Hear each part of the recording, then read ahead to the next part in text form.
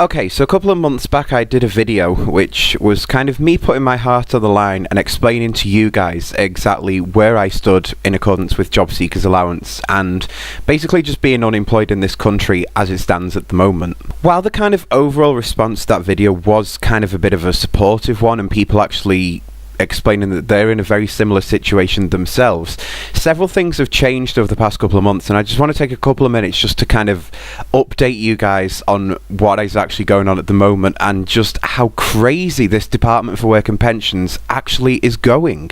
Basically, this whole workfare and work experience thing and the work programme, it all got scrutinised.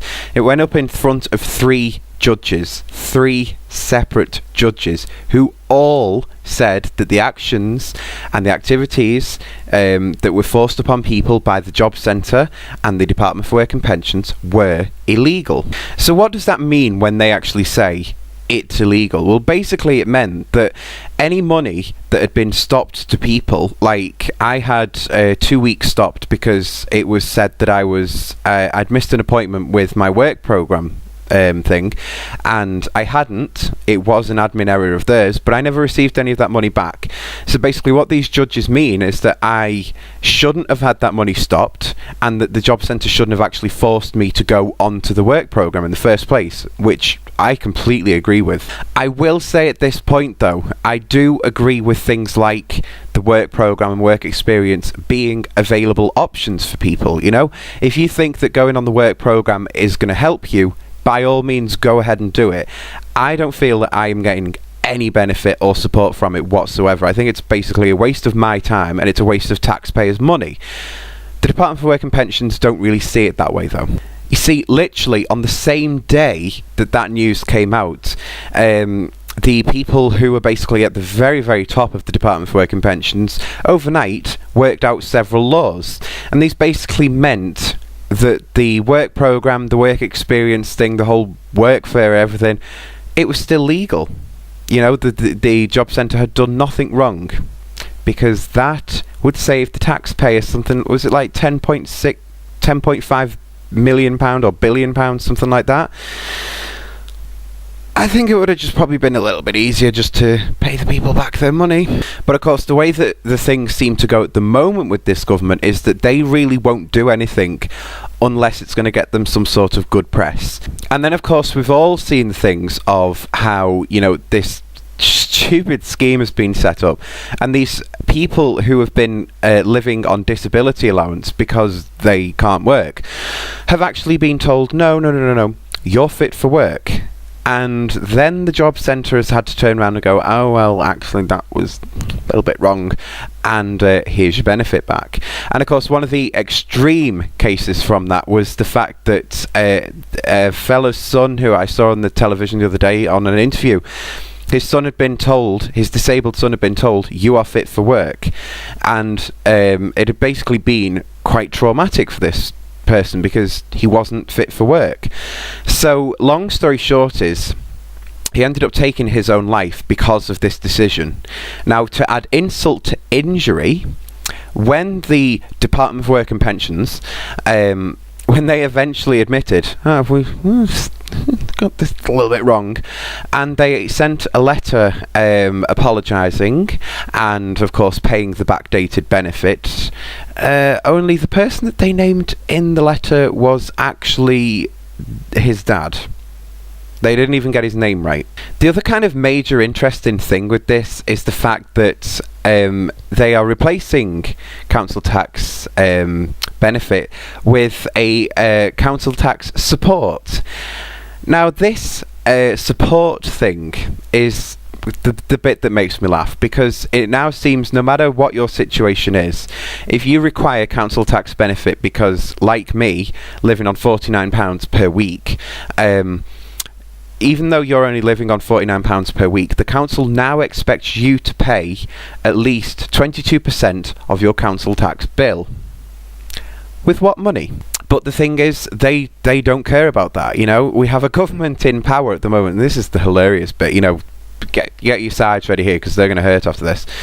The government keeps saying how they are fighting for the poor, and, you know, how they understand the poor, and, you know, that they are helping the poor and everything like that. Bullshit. bullshit. The government hasn't supported the poor for a long time now. You know, you had this whole 1% increase with all of the benefit system, and then, like, what is it, the week after, and the MPs put in for a 33% increase in their pay. 33%, yet you expect me to live on 1% increase? Bull fucking shit, people. But of course, the council tax changes are not the only changes. It's totally my favourite bit. Okay, so there's this new thing coming in, and it is called universal credit. One of the major changes with this universal credit patheticness is that instead of me receiving only my job seekers allowance and me being able to look into my bank account and go, okay, that's what I've got to live on, that's fine, I can cope with that, right? And I know that my council tax gets paid, and I know that the rent gets paid, and that goes straight to the landlord. That's straight away. I don't have to worry about that. That is a huge load off my mind. Well, when it flips over to universal credit, one of the changes is going to be that I receive all of the money into my bank account. Now, I am quite a responsible person. I think that if that change actually comes to me, I should be able to keep a roof over my head. But bearing in mind, if that change actually happened now, I'm living on £49 per week. You know, there are, like, literally only last weekend, I had to spend quite a lot of time without an electric supply because I didn't have the money to go and put on the meter. You know, that's simply how it was. The money was just not there. It's been stupidly cold over here. You know, I'd had the heating on, that had eaten away at the electric, and there was no electric left. I had to sit here with, you know, nothing. Literally nothing. And if it turned to night, well, oh well. You know, it's lucky that I was actually able to lend £10 off my mum, and that managed to tide me over just until I was able to top the meter up again when my benefit came through.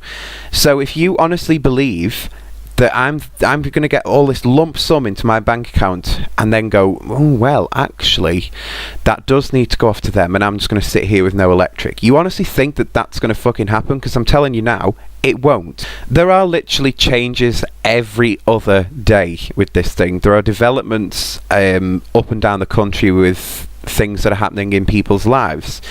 The only thing that I can say on this video is about some of the comments that I got last time and have experienced myself, you know, people in person saying things. And I would just like to reiterate exactly where people like myself stand at the moment. Okay, so number one, we don't have a lot of money. You know, a lot of people think that if you're claiming benefits, then you must be scamming the system, and so you're quite well to do. And the truth of the matter is, I don't play the system. You know, I look for things that I might be entitled to in order to try and, you know, help me get back into work or help me live my life. You know, it's not a case of being well off. You don't live on the benefits, you survive on the benefits. Number two would be that the job market still hasn't improved. Despite what all these people say, and despite all these government statistics that come out every other couple of months saying how the job market's improved and how millions of people have got back into work and everything like that, it's not. You know, you can still find statistics to this day where in certain places in this country, for every 12 people out of work in that area, there is one job.